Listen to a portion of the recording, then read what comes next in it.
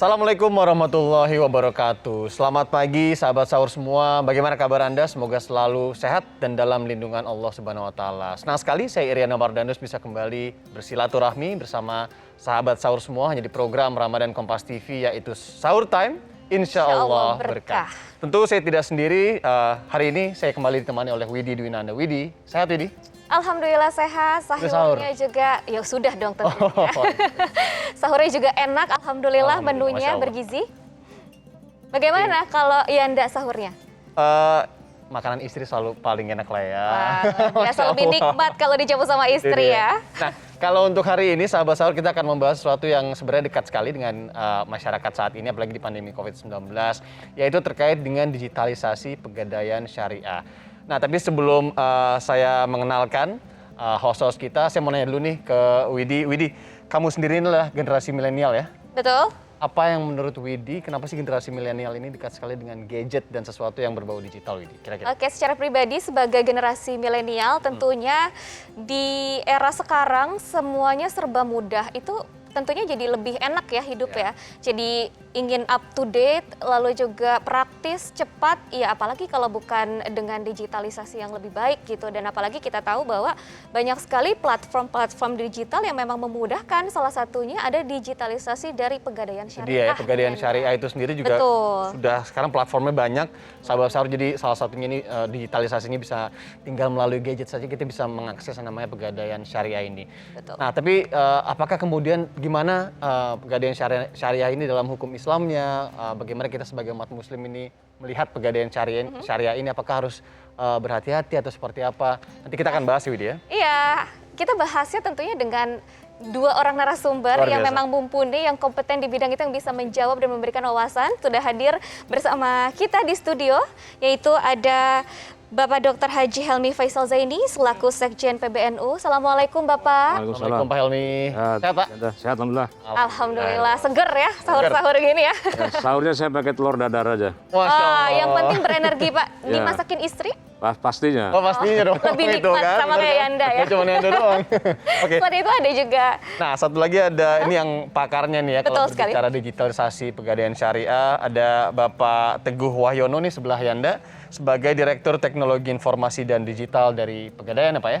Assalamualaikum warahmatullahi wabarakatuh. Waalaikumsalam warahmatullahi wabarakatuh. Luar biasa.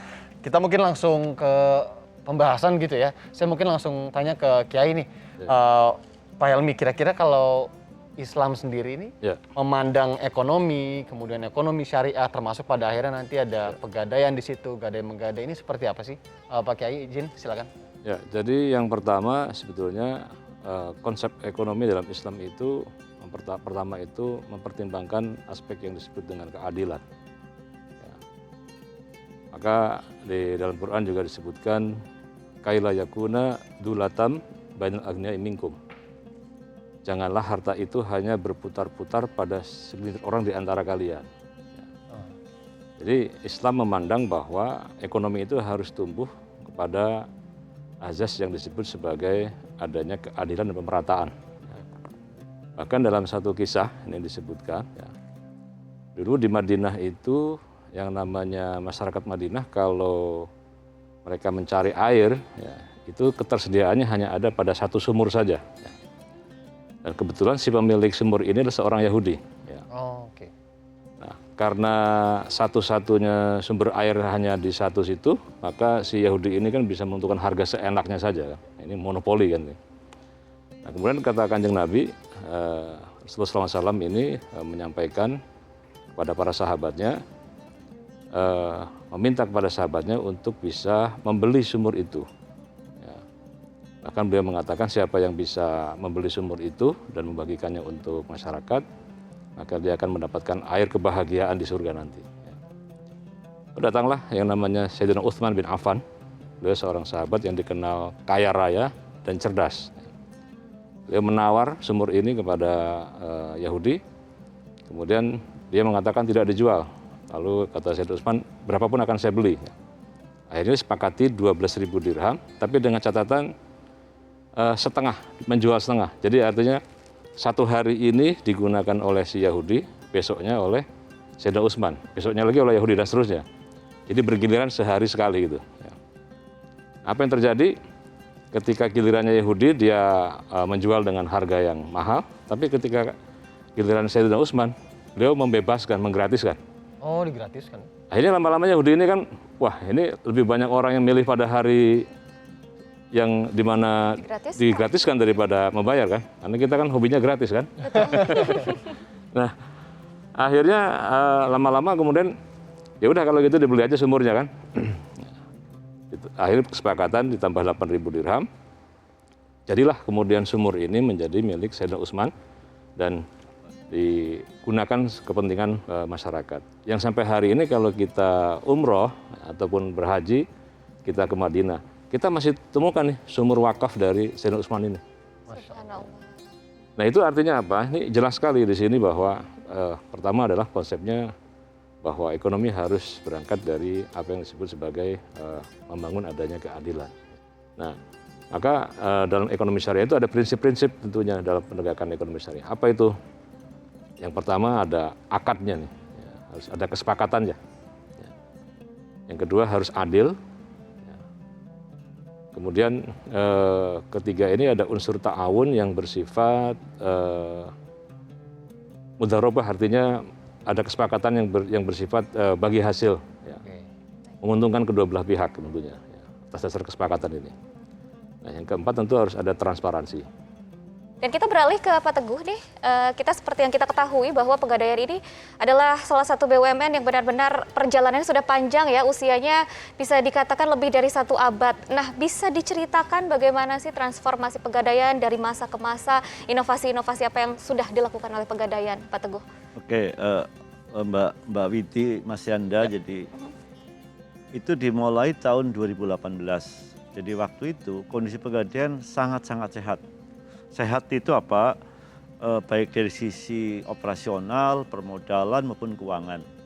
Jadi mungkin semua orang ingat tagline Pegadaian dari Pak Kiai juga hafal, mengatasi masalah tanpa masalah. Yang dikedepankan apa? Yaitu apa? Faktor kemudahan dan kecepatan. Tapi kembali walaupun kondisinya baik, lingkungan itu berubah. Jadi kalau kita lihat minimal ada 4 hal lah yang berubah di lingkungan itu. Yang pertama memang persaingan dimulai, karena dulu Pegadaian itu sendirian loh. Cuma satu-satunya ya? Satu-satunya. Dengan PUJ 31 itu dibukalah persaingan. Hingga saat ini lebih dari 90 gadai swasta ada di pasar. Kemudian yang kedua juga Pak, datangnya kita sebut sebagai disruptor, yaitu apa? Fintech. Fintech itu tadi. Fintech dengan bisnis modelnya yang unik, dengan agresivitasnya, dengan kelincahannya, itu juga sangat mendisrupt bisnis Pegadaian. Kemudian yang kedua, itu adalah saya sebut bukan pesaing, tapi mungkin substitute product. Kenapa? Karena pemerintah meluncurkan banyak program. Yang notabene memang secara tidak langsung adalah sebagai pengganti produknya Pegadaian. Misalnya ada bantuan tunai, bantuan kartu sehat, kartu pintar, dan seterusnya. Ada juga kredit pemerintah gitu, yang memang jauh lebih murah karena memang program bersubsidi. Gitu. Nah yang ketiga, ini saya kira sangat penting adalah faktor pelanggannya Pegadaian. Jadi waktu itu hampir 65% nasabah kita adalah apa? Mak-mak, yang memang sudah cukup dewasa di atas 45 tahun. Nah mungkin milenial kayak Widi saya kira mungkin waktu itu tidak terlalu kenal Pegadaian. Kalau kita juga melakukan survei rata-rata. Saya masih kenal. Mohon maaf, waktu kuliah, kelompok milenial. Nah jadi barangkali termasuk ya mungkin gen boomer atau apapun. Nah mereka rata-rata tidak kenal. Nah itu yang keempat, itu yang menurut saya sangat berbahaya karena masa depan Pegadaian nggak sustain. Yang terakhir adalah tadi masalah emas, karena 95% gade rahannya Pegadaian adalah emas. Dan emas sendiri ternyata tadi lihat milenial tuh polosan tuh nggak punya emas. Beda dengan maknya neneknya yang dulu emasnya banyak banget. Betul. Bapak emas itu ya? Jadi trennya berubah. Dulu asetnya adalah emas, ke depan asetnya mungkin lebih banyak non fisik. Nah itulah kenapa tadi Pegadaian merealize bahwa kita harus berubah. Itulah kita mulai melakukan transformasi. Tujuannya apa? Kalau tadi kan layanan sekarang kan tadi mudah, cepat. Nah kita akan tambahkan layanan digital yaitu apa? Nyaman dan aman. Mudah, cepat, nyaman dan aman. Nah, ini terkait ini juga nanti Pak Teguh kita akan perdalam lagi ya, terutama digitalisasi Pegadaian Syariah ini sepertinya mudah sekali, tapi semudah apa nanti juga akan dibahas oleh Pak Teguh sambil juga dilengkapi oleh Kiai Helmi untuk perspektif Islamnya juga. Nah, sahabat sahur, jangan lupa juga ini kami juga selalu mengajak Anda untuk mengejar kebaikan di bulan suci Ramadan, salah satunya dengan cara berdonasi dan juga berzakat untuk UMKM Bangkit di rekening BCA 0680 1926 77 NU Kerala Zisnu, atau bisa langsung scan di barcode yang tertera di layar kaca Anda. Anda kembali di Sahur Time, Insya Allah berkah. Nah, kami juga masih membahas terkait digitalisasi Pegadaian Syariah ya Widi ya. Betul, kita akan Kayaknya lanjutkan. Widi udah gak sabar juga nih buat saya nggak nanya-nanya sabar nih. banget nih. Karena saya penasaran sekali dengan program-program yang sudah diluncurkan oleh Pegadaian, terutama Pegadaian Syariah, yang berkaitan dengan transformasi tersebut yang sudah disebutkan oleh Pak Teguh tadi. Jadi tujuan utamanya memang transformasi ini adalah untuk membuat Pegadaian tetap kekinian Oke. dan tetap relevan dengan kebutuhan masyarakat. Tadi Widi sudah menyampaikan, most milenial basically adalah apa? Gadget digitalisasi. Itulah kenapa kita masuknya ke digital. Oke. Kenapa? Karena kita pengen men-shifting nasabah kita. Yang dulunya 65% adalah memang emak-emak, kita pengen masuk ke segmen yang lebih muda. Milenial ya Pak ya? Milenial. Dan milenial itu pasti mau nggak mau harus semuanya lewat mobile app, harus digital. Ketika mereka melihat ini di mobile apps baru kayak tertarik gitu Pak ya? Exactly, seperti itu gitu. Dan yang kedua, kita juga sebenarnya ini milenial biasanya senang kongko-kongko, nongkrong di kafe dengan internet yang gratis. Itulah kita Pegadaian banyak mendirikan juga Gade Cafe. Kami sekarang punya lebih dari 35 Gade Cafe, kami berikan internet yang kenceng, nggak apa-apa. Milenial beli kopi 1 gelas tapi nongkrong 2 jam ngerjain PR nggak apa-apa. Tapi minimal tempatnya jadi lebih rame dan mereka lebih paham tentang Pegadaian ke depan. Jadi saya kira tujuannya itu, nah programnya apa? Sebenarnya cuma ada 2 yang utamanya. Yang pertama bagaimana menumbuhkan dan mendigitalkan produk-produk existing. Oke. Jadi kita sebut dengan growcore istilahnya, pakai G semua soalnya. Nah yang kedua kita grab new, bagaimana menumbuhkan produk-produk baru yang berbasis digital.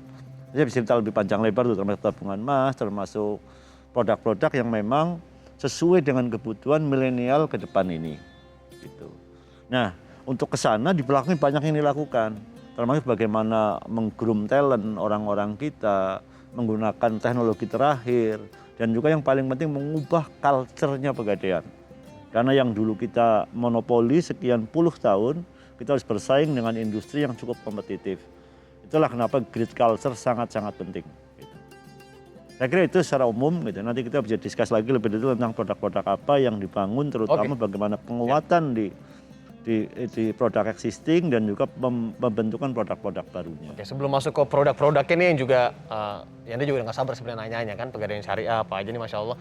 Tapi mau lihat juga perspektif dari Kiai Helmi. Kiai kira-kira seberapa penting sih ada digitalisasi syariah terhadap beberapa produk ekonomi di dalam negeri ini, termasuk salah satunya Pegadaian? Silakan Kiai. Jadi sekarang ini kan kita masuk ke era yang disebut dengan era disrupsi ya. Disrupsi. Sering kita sangat populer disebut dengan revolusi 4.0. Ya. Apa sih era disruption itu? Era disruption itu adalah era memotong. Ya. Memotong dari segi harga yang tadinya mahal jadi murah. Dari yang segi waktu yang tadinya lama sekarang jadi cepat. Dari segi proses yang dulunya berbelit-belit sekarang jadi praktis. Ya.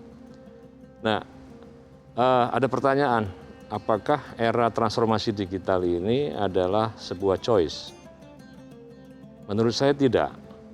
Justru era digital ini adalah sesuatu yang bersifat imperatif. Oke. Sesuatu yang bersifat memaksa dan keharusan. Kenapa begitu? Karena memang zaman kita sudah berubah, bergerak.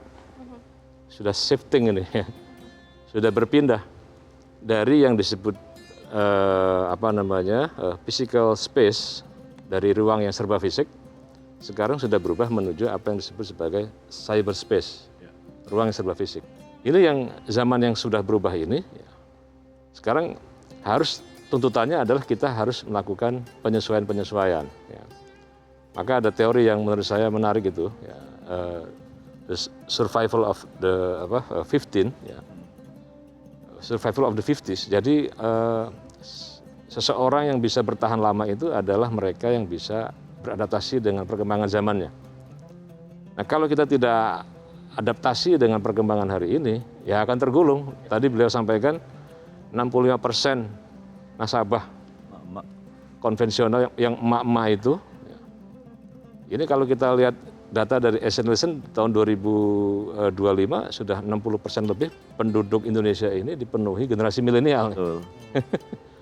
Nah, kalau platform Pegadaian tidak menyiapkan satu platform digital yang user friendly dengan anak milenial, ya, pasti akan ditinggal. Gitu. Tunggu waktu. Nunggu waktu saja, ya, nunggu waktu.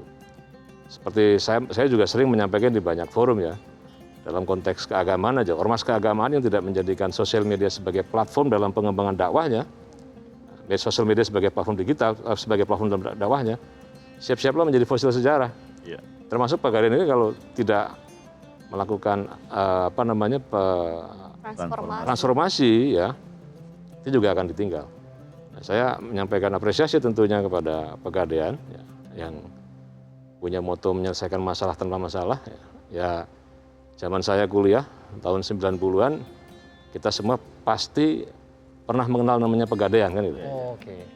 Saya juga pernah menggadaikan tips saya untuk bisa pulang Kalau mau mudik. Lebaran. Kalau mau mudik ya, Pak. Betul. Kalau mudik biasanya banyak tuh barang tuh. Titipin. Dan alhamdulillah seingat saya tips saya masih di Pegadaian belum diambil. Masih ada atau bagaimana nih sudah jadi barang antik sepertinya nih Mas? Unik nih ya dari Itu tip kenangan saya itu ya. Iya. Jadi karena udah lupa, jadi mungkin karena udah di Jakarta lumayan sudah mulai sukses gitu Pak, jadi lupa. Karena bus. Iya. Jadi ini sudah sebuah tuntutan ya, menurut saya sekarang sudah ke era digital.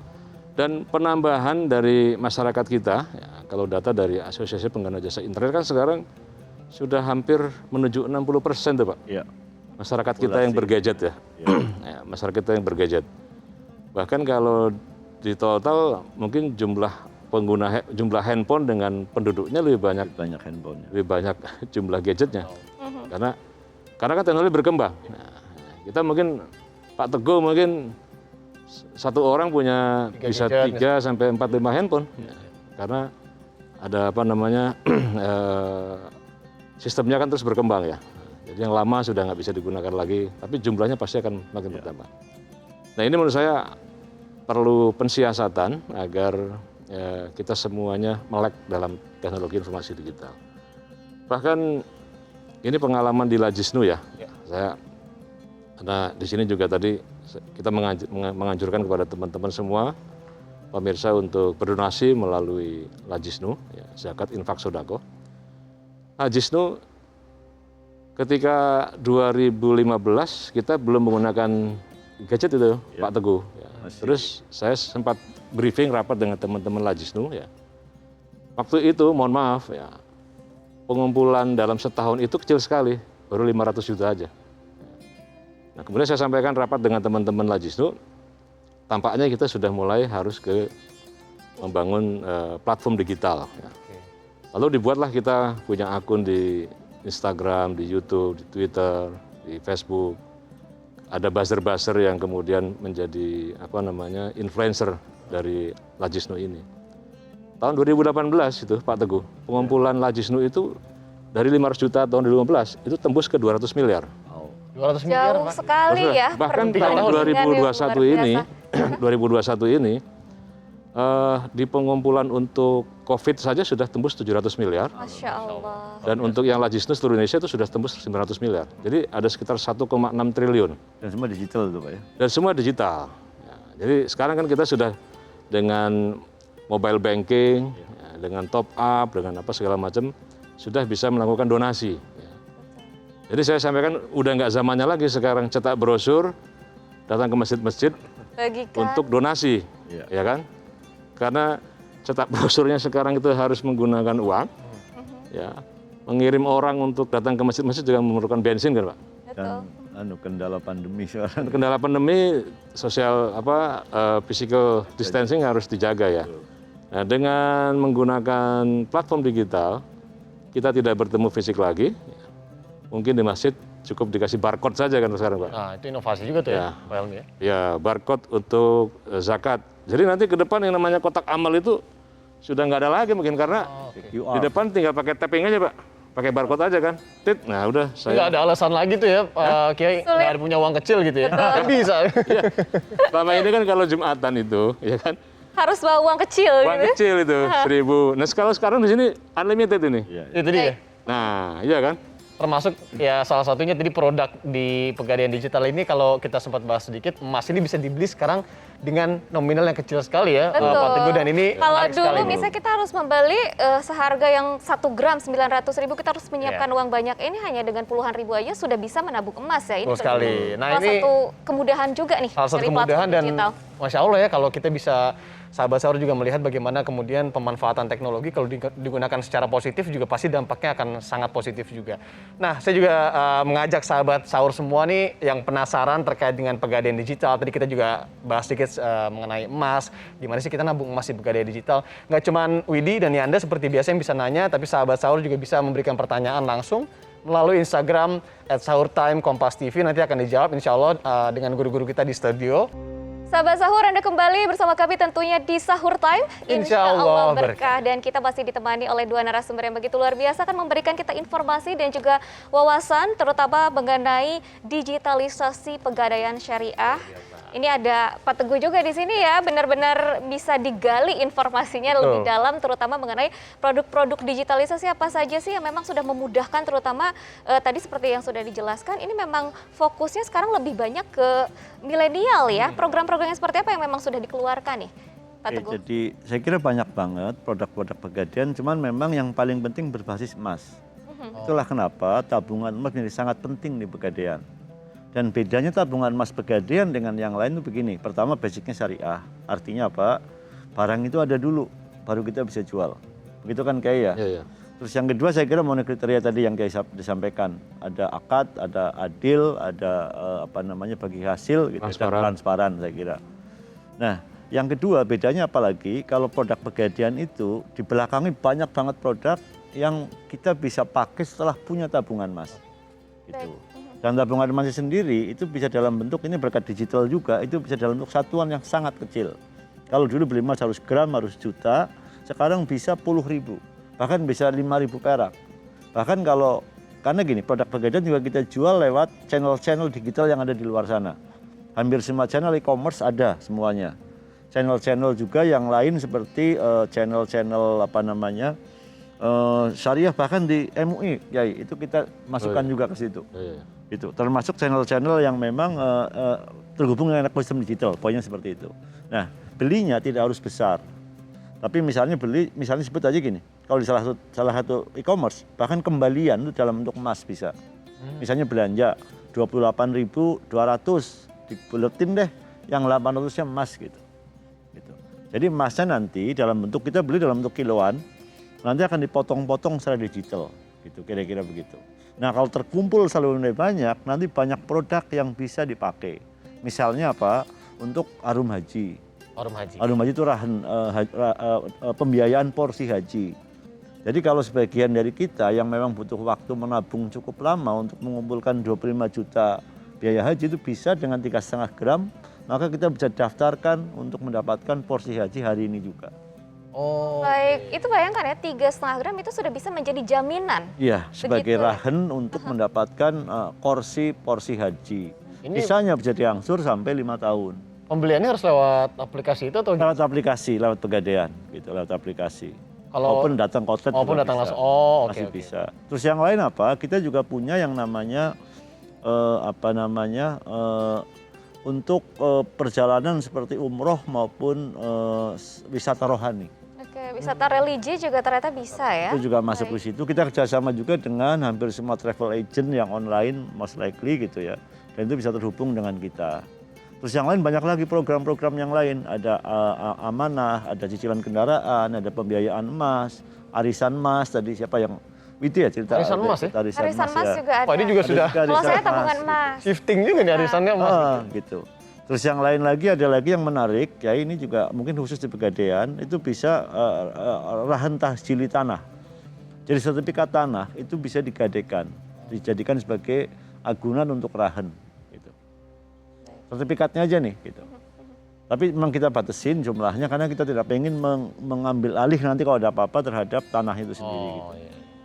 Nah, terus yang lain lagi kayak lagi apa ya? Tabungan emas tadi dengan aplikasi ini bisa open, bisa top up, lewat bisa handphone aja jual, sekarang bisa transfer udah lewat bisa beli emas lewat gitu ya? aplikasi semuanya. Oh, Iya.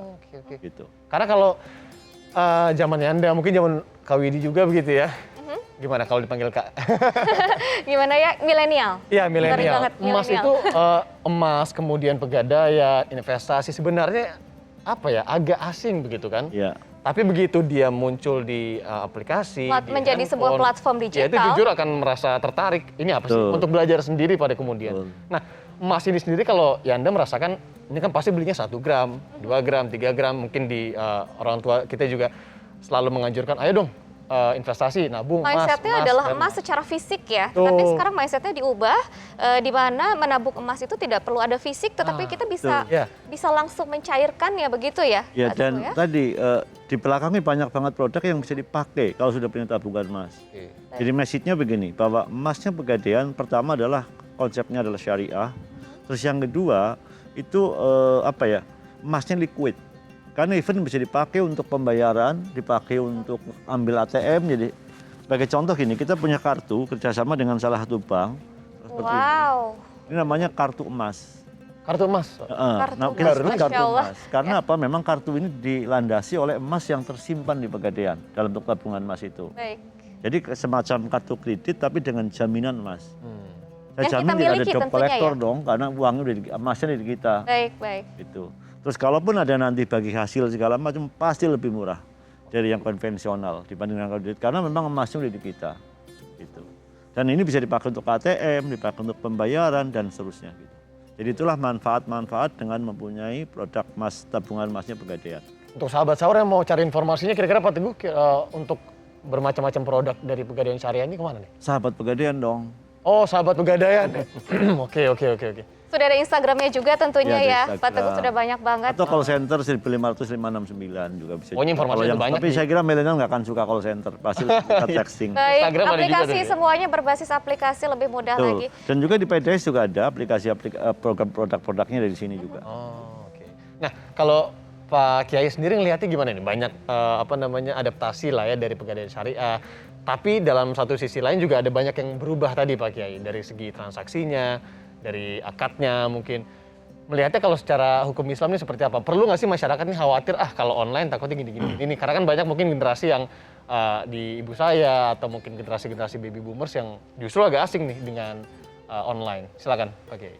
Ya tentu sebelum kita menentukan kepada platform mana yang kita akan ambil ya pertama kita harus lihat track record sih sebetulnya. Iya. Track record penting. Track record. Kan sekarang banyak pinjol-pinjol ya.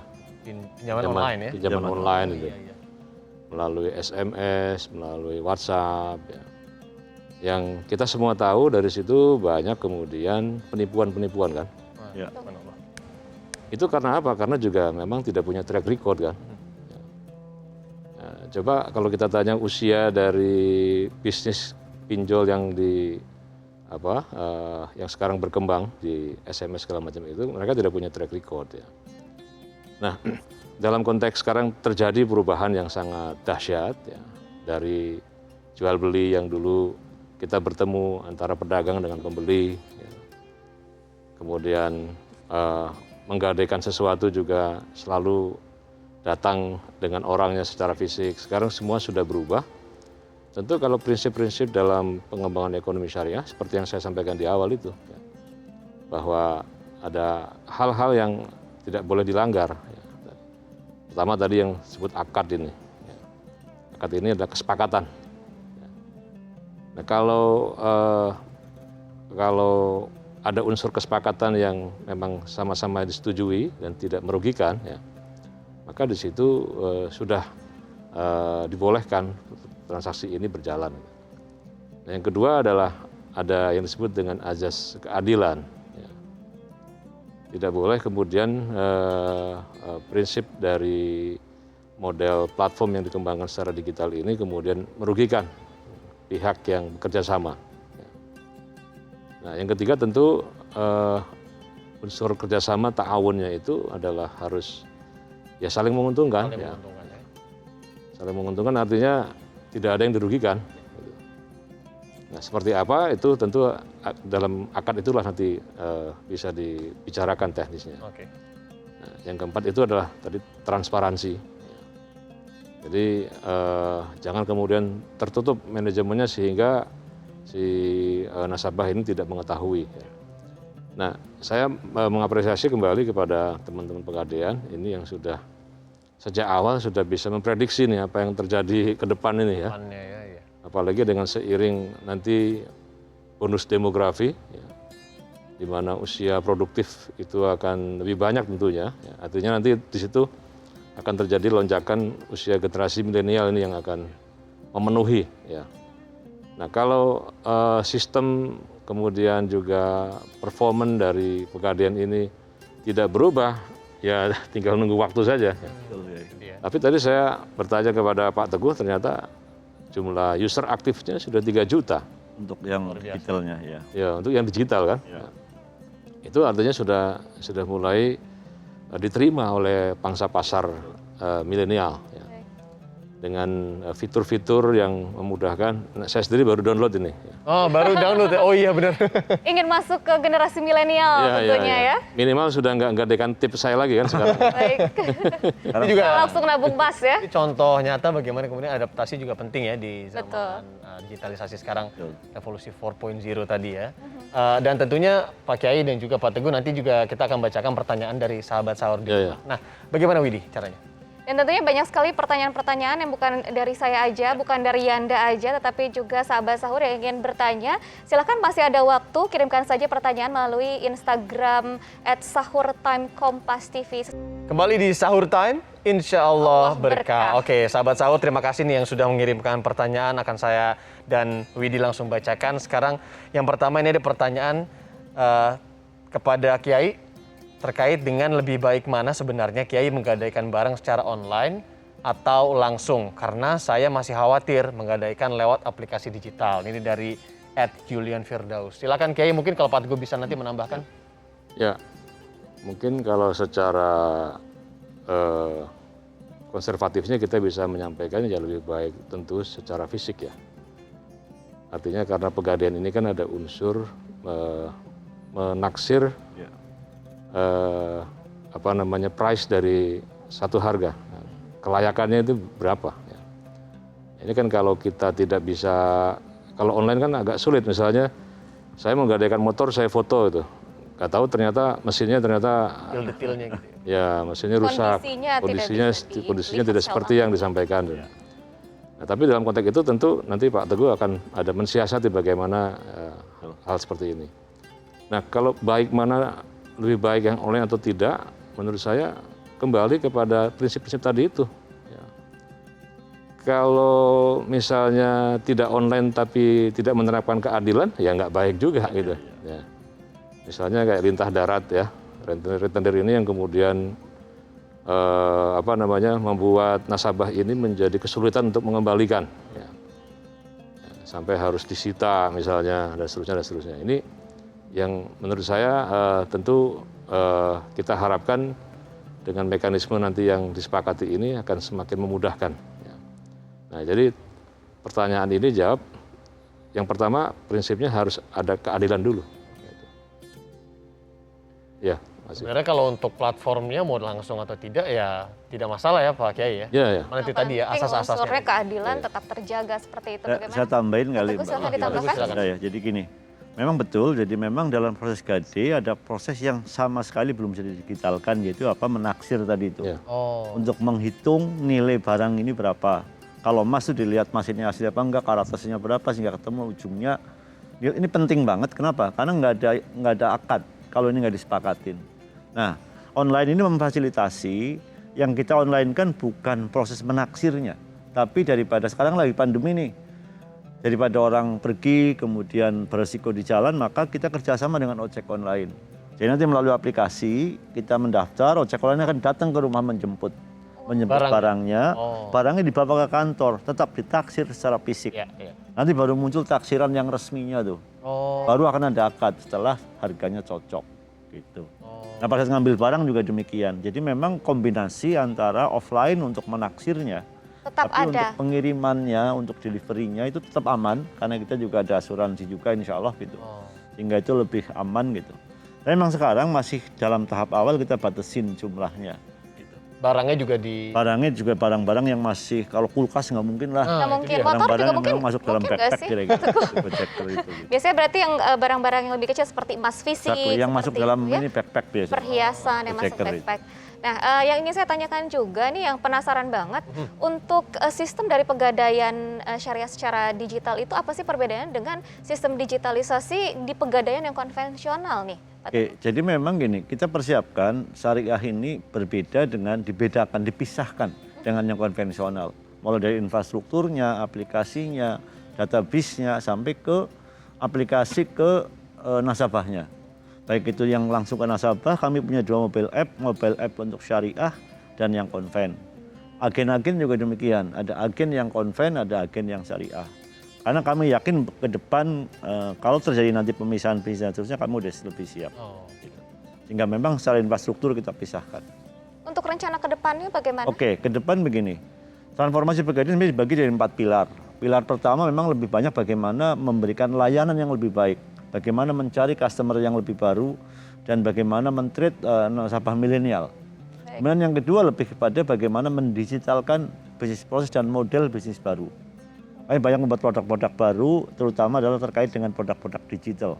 Seperti ada Gade Saham, ada produk-produk baru lah yang selama ini memang lebih sesuai dengan kebutuhannya Widi, Anda gitu ya, supaya memang lebih fit dengan kebutuhan terkini. Terus yang ketiga lebih kepada bagaimana men-shifting customer. Tadi kan kita punya mak-mak tuh. Mak-mak nggak bisa langsung dibawa ke digital dong. Pasti akan nanti Ada transisi kaget, dulu, kok adaptasi pegadaian jadi dulu ya. berubah. Itulah kenapa kita bikin customer touch point journey. Jadi siapa, kapan, layanannya gimana. Nanti ujungnya kan digitalkan, tapi nggak bisa serta-merta. Karena kalau langsung digitalkan nanti dia malah jadi frustasi. Kaget ya? Kaget. Itulah kenapa kita bikin juga customer. Nah yang terakhir nih, eksplorasi kepada teknologi masa depan dan produk-produk masa depan. Ini yang terus kami kembangkan. Harapannya bahwa apa yang kita kerjakan ini akan menjadi trending di beberapa waktu ke depan. Oke. Jadi saya kira tadi saya ngikutin sunnahnya bahwa melakukanlah perubahan selagi kita masih sempat, begitu Pak Kiai ya. Jadi kita menyiapkan produk-produk masa depan, kita menyiapkan teknologi. Salah satu contohnya kita sekarang mengembangkan blockchain. Mungkin kalau pernah dengar istilah teknis blockchain itu kan teknologi baru tuh. Betul. Nah, terutama untuk mengurus perdagangan tata kelola emas di Indonesia. Dan kami juga berpikir lebih jauh ke depan kalau misalnya nanti ada semacam bullion bank, saya kira kita arahnya ke sana. Dan mudah-mudahan ini sebagai platform utama untuk tadi mengelola perdagangan, tata kelola perdagangan emas di Indonesia maupun penyimpanan emasnya. Itu salah satunya. Yang lain saya kira kita bikin banyak produk-produk lagi yang memang hampir semuanya basisnya digital. Insya Allah ini dengan digital cakupannya jadi jauh lebih luas ya. Ya. Baik itu konsumen atau nasabahnya, begitupun dengan produk-produk yang bisa dikembangkan. Ya. Baiklah Pak Teguh dan juga Kiai, terima kasih banyak Ya, atas informasi terima kasih. dan juga benar-benar menambah wawasan kita Betul. mengenai digitalisasi pegadaian sangat. syariah ya, syariah maksud saya. Dan sahabat sahur, tren digitalisasi terutama di masa pandemi COVID-19 saat ini tentu membantu banyak orang, terutama generasi muda untuk menggunakan pegadaian syariah. Selain praktis dan juga cepat, digitalisasi pegadaian syariah ini pun terjamin keamanannya, jadi tidak perlu lagi ada kekhawatiran bagi Anda. Nah, kami juga kembali mengajak Anda, sahabat sahur, untuk bisa mendonasikan sedikit rezekinya, utamanya ya Widi ya, untuk bisa menambah pahala di bulan suci Ramadan. Ayo kita berlomba-lomba mengejar kebaikan. Ini caranya cukup praktis sekali, ini juga cara digital, bisa langsung ambil gadget dengan berdonasi dan berzakat untuk UMKM Bangkit di rekening BCA 0680 1926 77 NU Care Lazisnu, atau bisa scan langsung barcode yang tertera di layar kaca Anda. Sekali lagi terima kasih untuk Kiai Helmi, untuk Pak Teguh atas informasi-informasinya. Semoga juga bermanfaat untuk Anda sahabat sahur. Jangan lupa untuk follow Instagram kami di @sahurtimekompastv, karena tentunya ada hadiah, ada giveaway yang nanti insya Allah akan kami berikan dan bermanfaat buat sahabat sahur semua. Akhirnya saya Irena Mardhanus dan mewakili Widi Dwinanda, rekan saya, mengucapkan selamat menunaikan ibadah puasa hari ini. Dan untuk menutup perjumpaan kita kali ini akan ditutup dengan doa yang diberikan oleh Kiai Helmi. Asyhadu an la ilaha illallah, astagfirullah, Nas'aluka ridhaka wal jannah wa na'udzubika minan nar. Allahumma innaka afuwun tuhibbul afwa fa'fu anna ya karim. Mudah-mudahan puasa kita menjadi puasa yang istimewa di sisi Allah Subhanahu wa taala dan kita senantiasa bisa berbagi kepada masyarakat yang sekarang dalam keadaan kesulitan di tengah pandemi Covid. Amin. Assalamualaikum warahmatullahi wabarakatuh. Waalaikumsalam warahmatullahi wabarakatuh.